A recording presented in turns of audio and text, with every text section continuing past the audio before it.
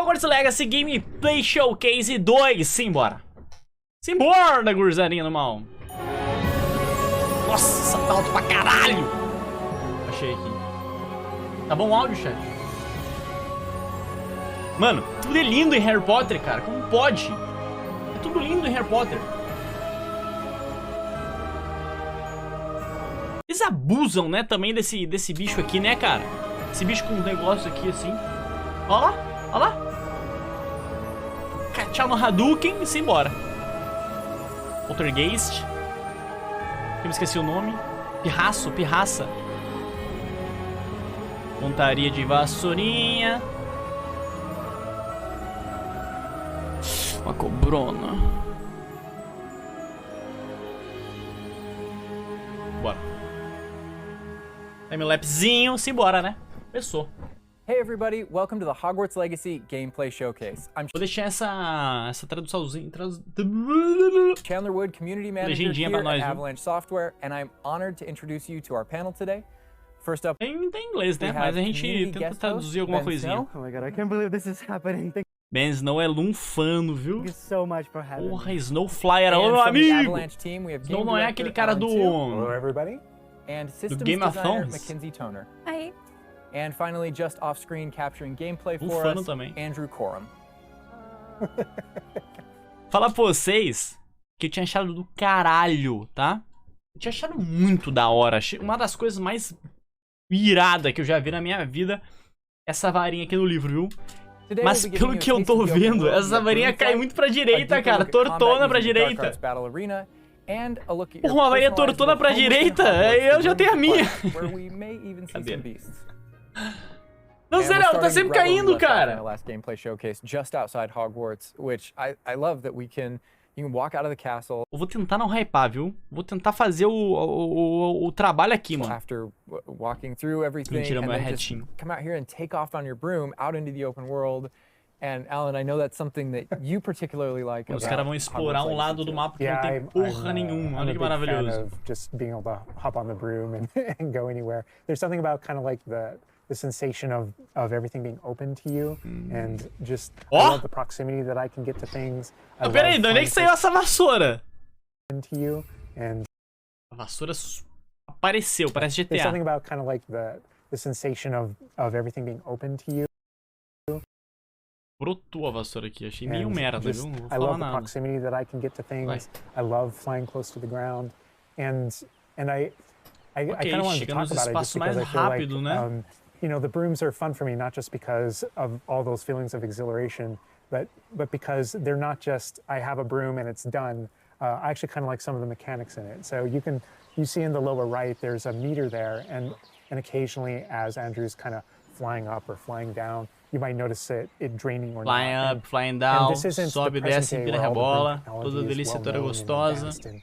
And everything that we know and love, this is an earlier time where they're still trying to figure out, you know, we're not at the 3000 yet. Pô, dá pra fazer uma corridinha de vassoura, não dá? Porra, um piquenique de for speed, mano.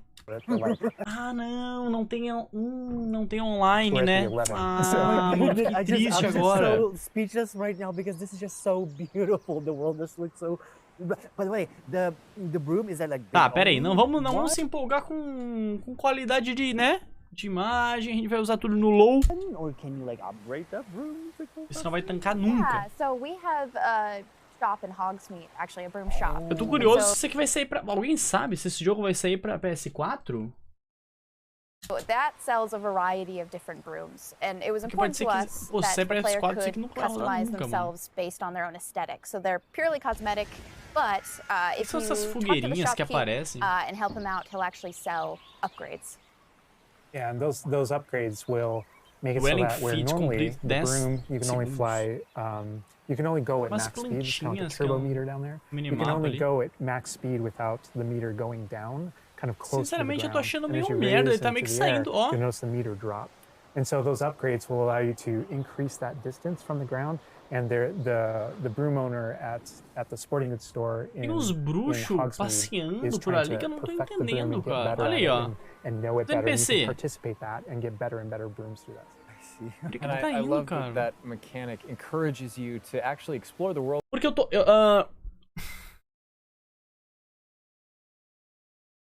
Em Hogwarts. Isso é Hogwarts Legacy, né? O legado de Hogwarts. Né? Ele tá saindo de Hogwarts, cara. Stay close to the ground. It's not just a travel mechanic, point A to point B.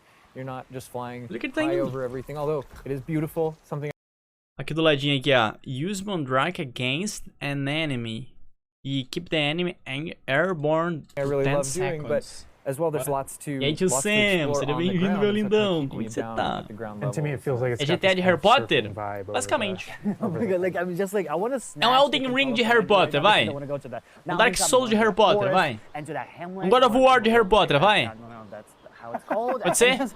No, it's awesome. Pode ser? We're actually gonna land here, and I feel like that you call it a hamlet is just perfect, just because that's what we refer to it as. Mano, eu tava curioso pra saber como é que funcionava a the only all wizarding village Brush, né? But we wanted other opportunities to kind of meet other characters out here and to kind of populate the landscape, so it's not just kind of, you know, barren as you leave out this direction and that direction. And so we just imagine these different dwellings, these different smaller locations that wizards might live in out in the Scottish Highlands. And so it's those, and so we refer to those as hamlets, and they're opportunities to learn those wizard stories. Não dá dinheiro pra vagabundo. Vagabundo, artista vagabundo. How those Nossa, que faz live na Twitch. Have kind of like learned to live, what their relationships are with characters at Hogsmeade and Hogwarts. And so eu quero voltar a jogar Elden Ring, viu, tio Sam? Acho que eu vou voltar. Eu vou fazer umas lives no TikTok. Alô, TikTok! And you also notice e vou fazer de Elden Ring, cara. Quero voltar a jogar Elden Ring. That you can participate in, you know, whether it's a vendor or different puzzles and challenges or different secrets that exist. Vou jantar na casa da minha amiga, só vim dar um oi aqui. Espera, tu vai jantar? And you'll notice that same thing as you venture out into the open world as well. É essa, Jorginho? Não tem idade pra isso, Jorginho. See those icons, whether they're on the minimap or on your map or off in the distance. Those things are opportunities to say, like, I want to increase my inventory capacity. They're puzzles left behind by old wizards, you know, that you can solve. Those. If you see ruins off in the distance and you visit them, you might find opportunities to actually expand and learn about your ancient magic. And as you kind of Jorginho, Jorginho. Mas que barbaridade, Jorginho. Mas que barbaridade, Jorginho. Ai, se eu te pego fazendo coisinha por aí. Mano, não tenho idade pra beber cerveja não, hein? To our gameplay loops and provide different opportunities that just kind of reward you for poking around. I mean, I right away want to just cover all of those points on the map. Cara, foi esse casamento? Dá uma dica aí pra ele, we haven't done so far, and that is getting on our flying mount. We're gonna hop on our Onyx Hippogriff here. The Onyx Hippogriff is our pre-order bonus. Oh my God! There he just like come on, let's fucking go! You can use it as a horsey. I mean, a horse. I mean, that is é bem merda, viu? As a hippogriff, you can totally ride it like a ground mount, and you can lift off into the air. Caralho, mano, hipogrifo não é assim, velho. Olha só esse hipogrifo com corpo de cavalo, irmão. And we try to make sure that each of those interactions, so the brooms. E que foi aquilo ali? Yeah, and we tried. Boss? Cornerback. Warrior. To make sure that. Cornerback. That each of those interactions, so the broom's really good at reaching that top speed, at kind of traveling the world as quickly as possible. But sometimes it's really nice to get on the hippogriff because of that ground speed or those transitions. And sometimes it just feels amazing just to be riding around on a hippogriff. Look at it.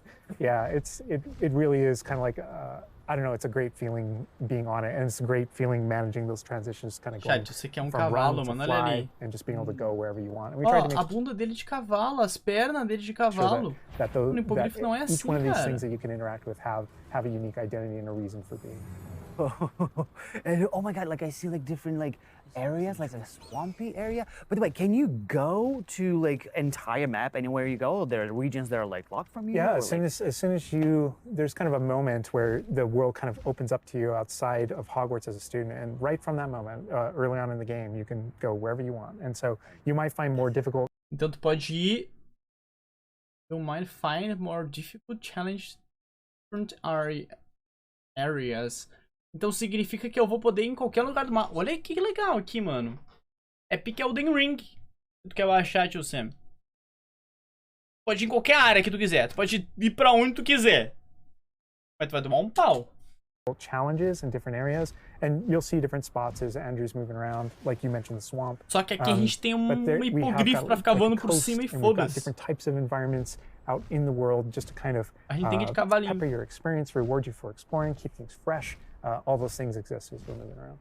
So cool. I love that windmill. It's like so rustic. Like I keep forgetting that this is like 1800s. The Wizarding World we've never really seen before. Like it feels so authentic. Like it's part of it.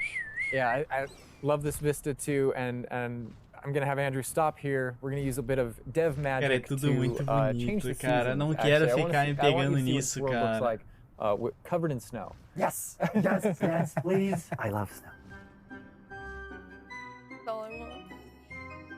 Oh, baby. Oh my god, this is so beautiful. Oh my goodness. This is so pretty. Okay, it looks so realistic. Oh my god, it changes the landscape like completely. Oh my god, does it have like actual like gameplay impact? Like impact on the gameplay? Or does it like it's just the weather of Scotland? Yeah, we really use it as a narrative marker through the game. So as you're progressing through your main storyline, it's important for us to kind of like have those moments that kind of felt like when you're reading the books or watching the movies where, you know, you'll see kind of like the title card. Winter. Felizmente não. And now the landscape has changed, and you're really feeling that passage of time while you're a student, you know, going through your year in Hogwarts. And I think we wanted to duplicate that, and for me it's really fun that it's not just on the outside, which I agree. Só foi pra semifinal, foi pra final, digo. But within the school as well. So there are moments like when it reaches certain holidays, things like that, bem chateado ainda, reacts to holidays, and the school reacts to holidays, and you see the decorations around those environments change. That really helped just kind of make me feel like I'm there. Yeah. And it's not just you know, for the seasons, those kind of vibe things. Like we have a day-night cycle, sabe, a derrota, eu consigo, isso até é tranquilo pra eu entender.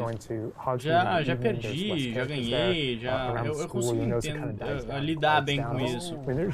Mas é que a forma que foi me deixa bem impactado, sabe? Place a few items where, you know, whether or not you can collect them, não recebi nenhum feedback. Eu não sei as notas que...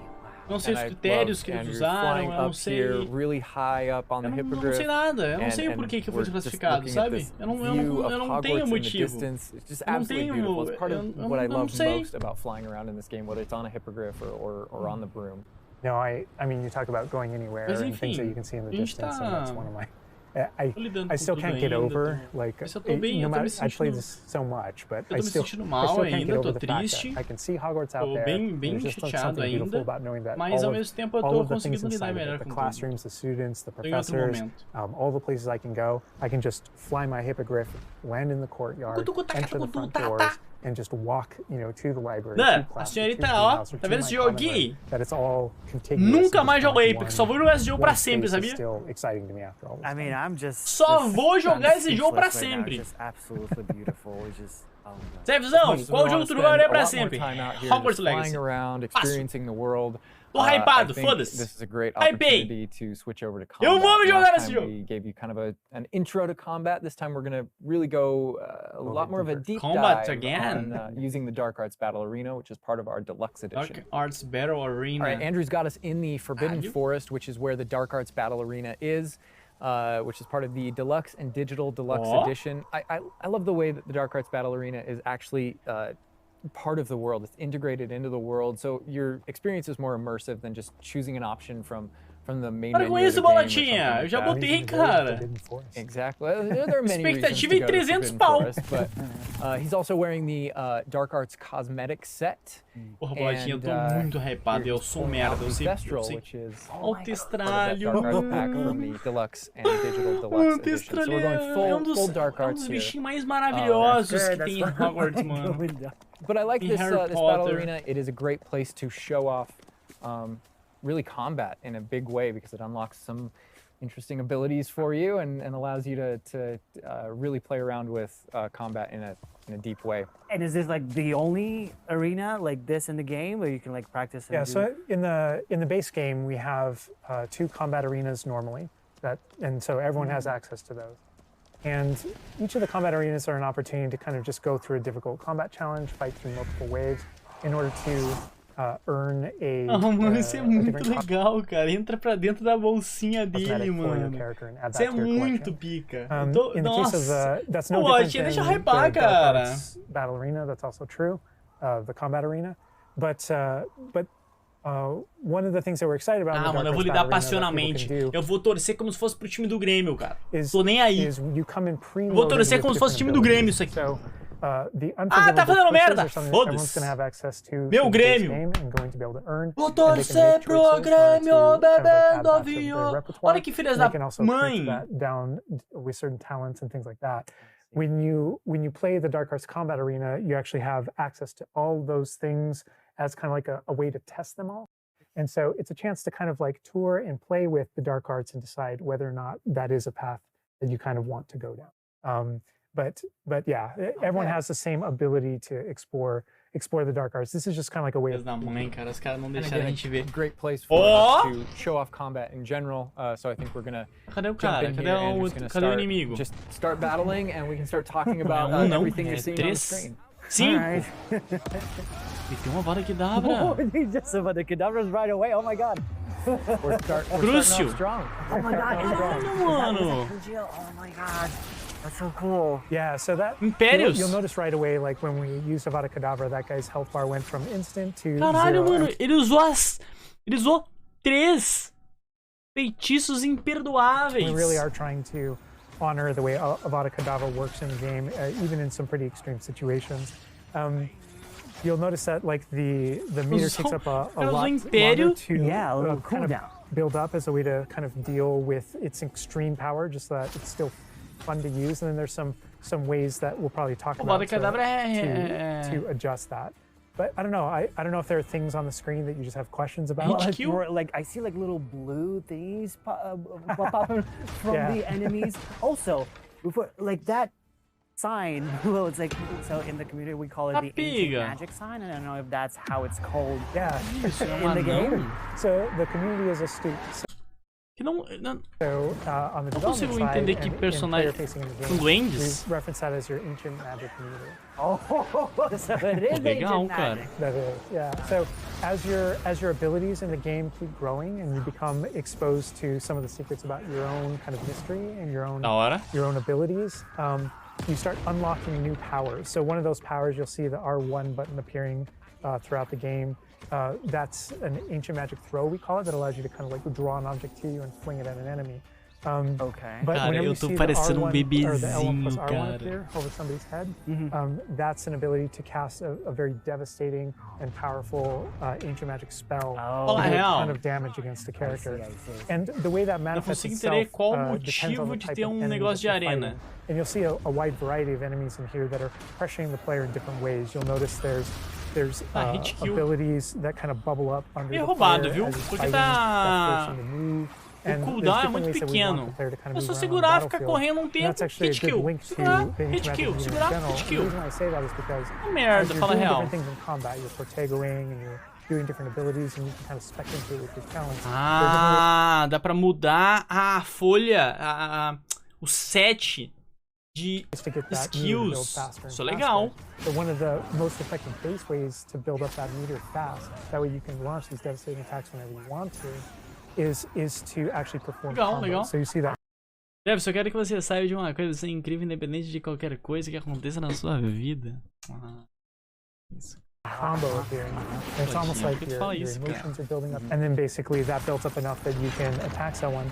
But as the combo meter builds up, at some point you strike someone and a piece of their magic kind of falls out of them. You'll see the blue orbs in the game world, and there's something that only you can see in the narrative, in the world. And it's another reason to move around on the battlefield. If you can go up and collect those things and suck them in, they give big jumps to that ancient. Incrível esse jogo, bot. Olha isso, que maravilha! About spells and magic. Tá entendendo? huge component of combat. Esse jogo é maravilhoso! The tools that you can bring to combat as well to kind of change the way you play, and I think Mackenzie knows a lot about what's going on with the plants. And so the tools are really interesting because they're basically like a prior investment. So you can bring the potions and the plants that you grow in the Room of Requirement to combat to kind of help you defeat the enemies a lot quicker and more efficiently. So some of the tools that you'll see here are like the rock skin potion. So that is something that basically covers your skin in this like rocky material that reduces the incoming damage that you're receiving. So against big enemies, hard-hitting enemies like trolls, that's super helpful. Oh my god, he's just destroying. Não é hit kill. The troll just killed. É hit kill no troll. Ah, mano, esse aqui é muito roubadinho, viu? Não gostei. Mano, o cara aperta... O cooldown não é pequeno não, viu? Aqui, ó. 50% ele destruiu. Agora tem... Obviously, we have the Wiggenweld potion as well, which increases your health. And then we have the focus potion. So when Alan talks about having to balance Avada Kedavra with a long cooldown, because obviously it's an instant kill, one thing that you could do is brew a focus potion, and that will increase how quickly your cooldowns regain. Olha lá. There's just so roubado much, demais, não gostei. Versatility, like in what the character is doing to the troll, like he's just bouncing around the arena. He's like nuts. And the troll makes him move around too. Like, and I love that our plants are violent. Yes, and so that's like when we're talking about the setup of the arena, you also have plants that you can fight with. And so we have things like the venomous tentacula that you can put down, and it acts like a turret, and it just kind of shoots enemies around the battlefield. That is so cool. This is like a true like, the battle. Yes. No, that was super important to us, that there were these like multiple ways. And so you can see there's a ton of different things you can use. The Mandrake is one, so you can pull it out and it stuns with its like piercing cry these enemies in a radius. And another thing I want to call out that we're seeing on the side of the screen here is healing feats, which I love because I love anything that prompts me to play a game in a different way. My style, you know? And so this is a way to, if you want to get stuck in your style, go for it. If you just want to blast people with spells, go for it. But we also want to have some things over here that may make you use certain plants or certain potions or block more. We mentioned the field guide challenges in the prior stream, and the field guide challenges, this is the way that the field guide manifests like challenges. And exactly to your point, we just wanted a way to encourage players to explore the different systems to help them decide to kind of explore what they want to do, because there really are so many different ways that you can push talents. When you see the green X's on characters, and that's kind of through your talents you can unlock this kind of cursing mechanic that sort of like links the fates of these different characters on the battlefield. That way, as you're cursing different characters, they all begin sharing damage, and so we have things like Avada Kedavra, which is the insta-kill, but if you curse everyone before you insta-kill this one guy, they can all drop dead for that kind of ultimate Voldemort fantasy. And so, oh my God, there are dark arts fantasies. There's fantasies about being more of a defense against the dark arts characters, things like that misty step that you see occasionally being used on the battlefield. And we can also spec into our potions and plants to make them more powerful and more efficacious. So it's all about which type of player you feel like you are and whether or not you want to play with fly or with deliberation, and those are all different options. That is so cool, because like it's like I see so much like going on the thing, there's so much complexity, and 6 minutinhos e 53 segundos. Style works best. I mean, I feel like it's the dark arts is going to be the easiest route, but dá pra saber bastante coisa com essa lutinha. To be honest, feels like much more powerful than just the dark arts. Yeah. To be fair. And speaking of plants and potions, we're going to be putting the dark arts away, put those unforgivable curses away. And heading to the Room of Requirement, which is your home within Hogwarts, a personalizable space that actually has some utility as well, where you get to brew things and grow things and also care for some beasts. All right, Andrew's got us in the Room of Requirement, wearing, we kind of went casual mode on the outfit here, wearing a nice jumper. Cara, mano, para aí, cara. Pelo amor, cara. Merda, estraguem esse jogo que tá incrível, cara. Tem como esse jogo ficar ruim. And I think that's a good jumping off point for the personalization of the space as well. Not just your character and the visuals of your character, but actually this space is a place that you can make your own. Yeah, it was super important to us that this space really did feel like your reflection as a wizard. So you can change the architecture in here. What? Different themes throughout, starkly different themes, to really just hammer home that this is yours. Oh my God! What? This is beautiful. We never expected that to be. Oh my God. Eu não entendi. Tá fazendo outra coisa. Never expected. This is yours. Throughout, starkly different themes, to really just hammer home that this is yours. Oh my God! What? This is beautiful. We never expected that to be. Oh my God. That's the thing, is not only can you change the architecture here, but you can actually conjure little objects into this space, as you can see. So there's like statues that you can view, and ornaments and tables and rugs and just a bunch of little things that really legal! Vai! Fala sério. Because like we had an idea that those places where you brew stuff, that's where you can Inútil. Ah, legal. change, but you can do all of this. Where do you even get this stuff? Like, there's a furniture store? Yeah, so we call them conjurations. And the conjuration recipes can be purchased at Tomes and Scrolls in Hogsmeade. But also, as you engage in different types of gameplay throughout the world, you'll be rewarded with different objects. Cara, para com isso. You can change Até a corzinha! the size of it, and you can place it. No tamanho! Oh my God, it's so tiny. It's like for Baby Niffler.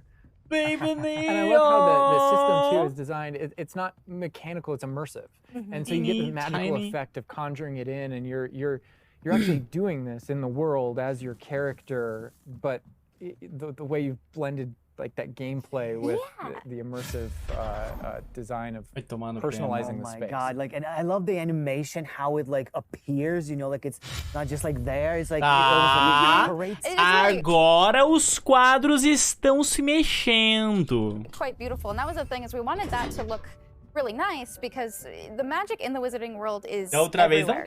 It's physical, it's kinetic, and it's whimsical. And we really wanted to nail that whimsy in this space.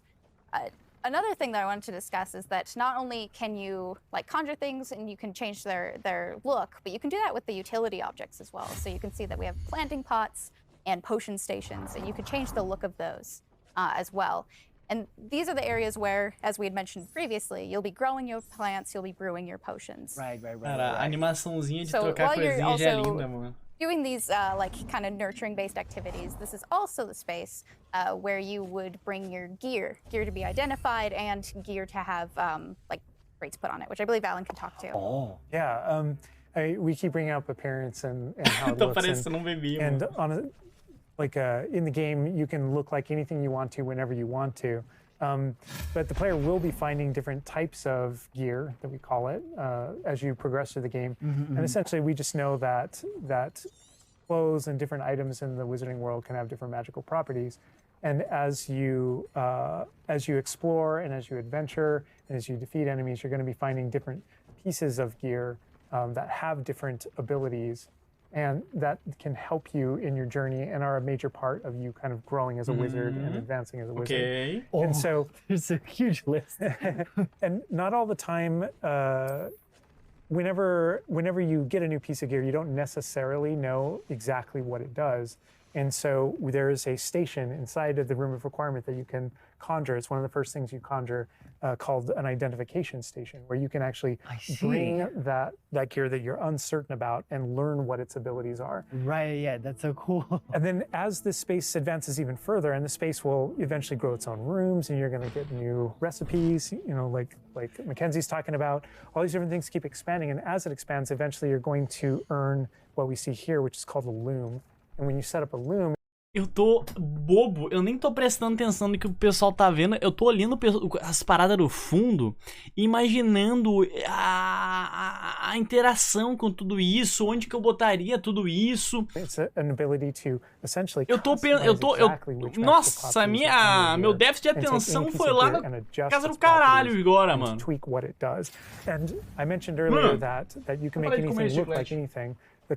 Que maluco, mano.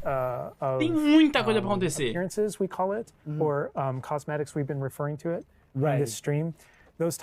Não, pra quem é maluco pro arrumar a casinha, deixar bonitinho, cara, isso aqui vai ser uma das coisas mais sensacionais do mundo. Deixa eu pegar minha água aqui, peraí.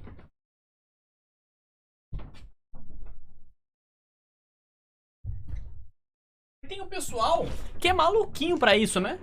Tem um pessoal que é aqui, ó, dodóizinho. Tem uns que é no bom sentido, né? E tem uns que é no toque mesmo. Look to any other look. So if you get a piece of gear, you put it on, you look like that, but you can change it to look like whatever you want.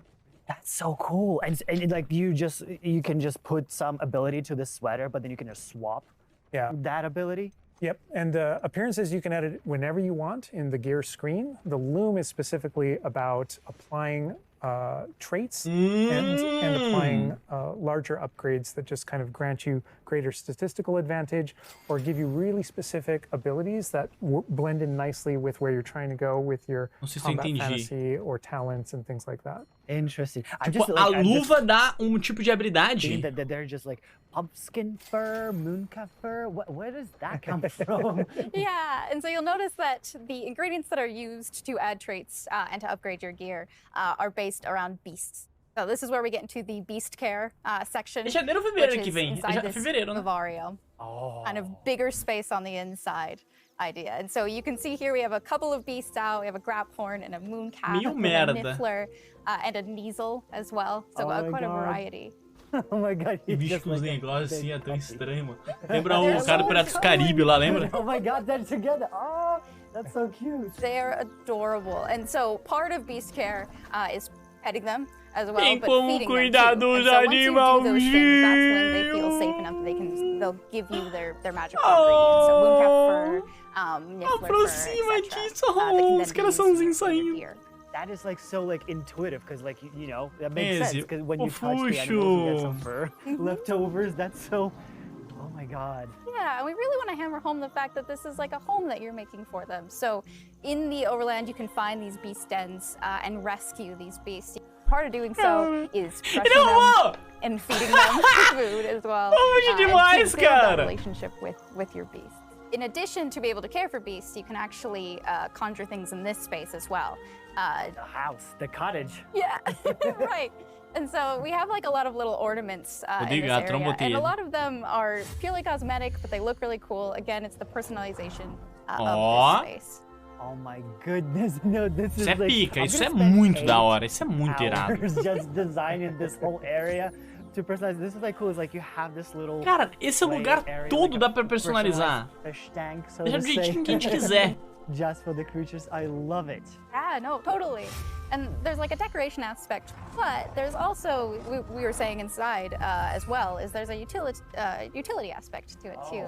So as you progress in the game and you're able to purchase more conjurations, you're able to speed up your process. So one of them, for example, is the food processor, which allows for the beast in the space to automatically get feed, so you don't have to do it manually.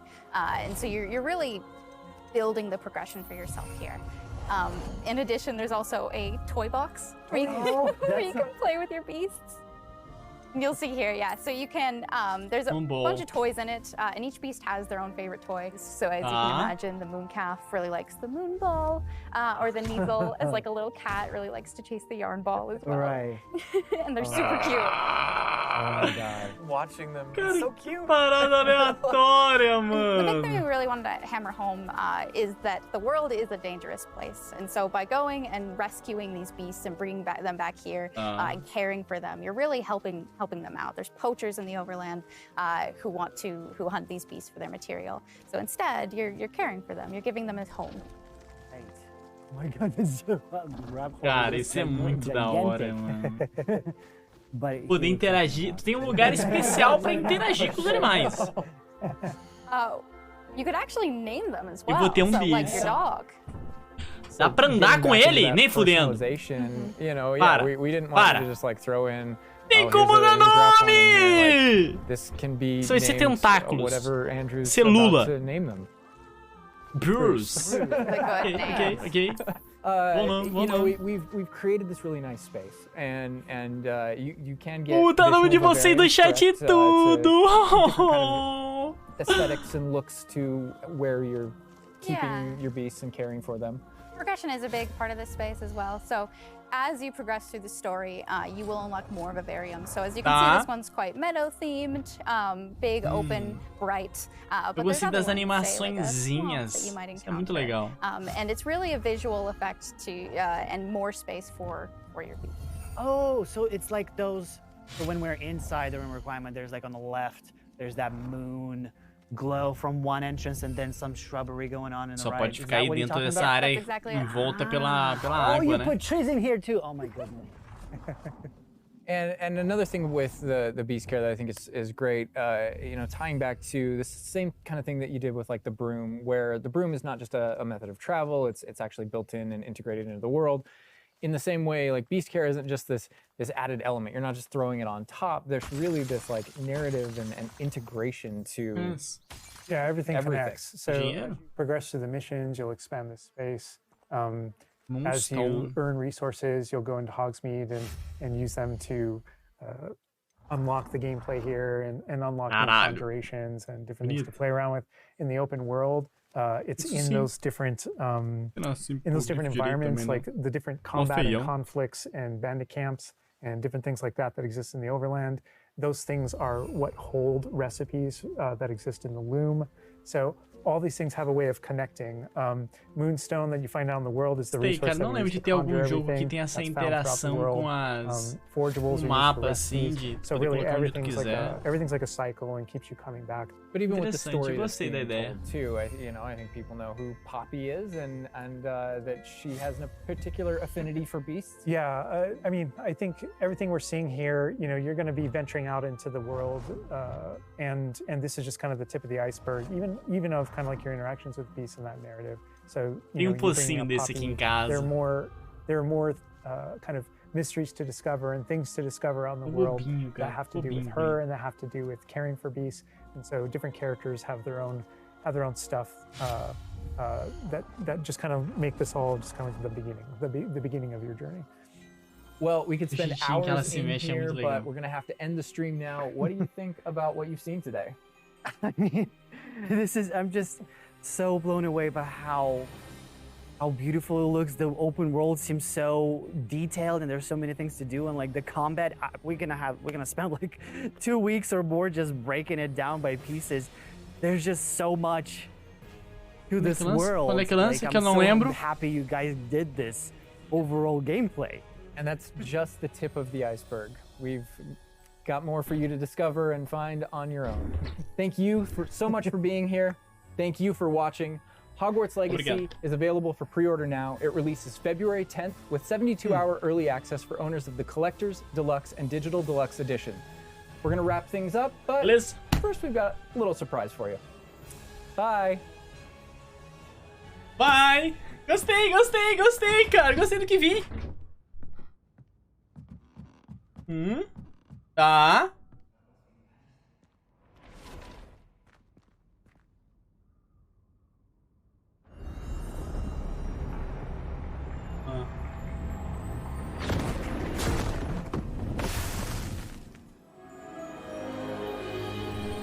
Tá pega. 10 de fevereiro. Tá bom.